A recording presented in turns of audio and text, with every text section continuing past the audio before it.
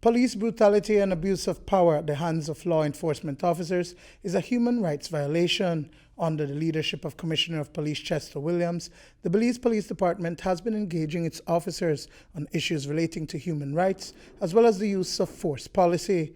During this week, police officers will participate in training that will strengthen their capacity to integrate a human rights-based approach to policing. We had engaged the UN Human Rights to look at our use of force policy that we had in place and to see how we could revise that and make it even more from a human rights perspective. So and that with the aid of UN Human Rights, our academic advisor, Dr. Brown, we revised the curriculum on the human rights and use of force, and that created the human rights and use of force policy, which we've been imparting to police officers across the country.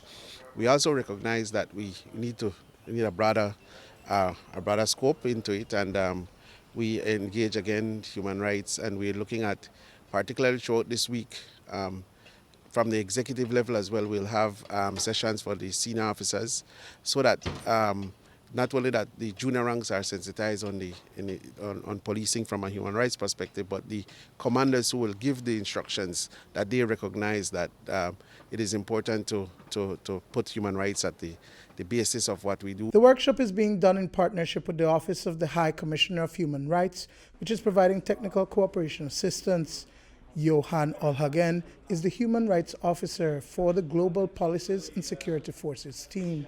A lot of work has already been done in the Belize Police, but we're going to study a little bit more in detail how in particular areas we can learn from some of the global practices in human rights and to see how and what room there are for further working on some of those practices here in Belize. It's an approach that looks beyond the crime committed against an individual, but whether the rights of the citizenry, including police officers themselves, are violated while carrying out the mandate of the department.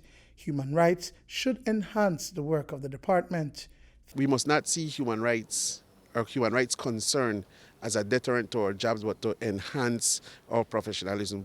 We recognize that when in fact that, for example, a person's rights was not observed in the initial stages of an investigation, it could affect the case at the end of the day. So all of this is what, of course, we've had the unfortunate incidents that where persons would have lost their lives while in police custody or interacting with police, and certainly that is also one of the driving forces that behind the Commissioner push to ensure that officers are more sensitive.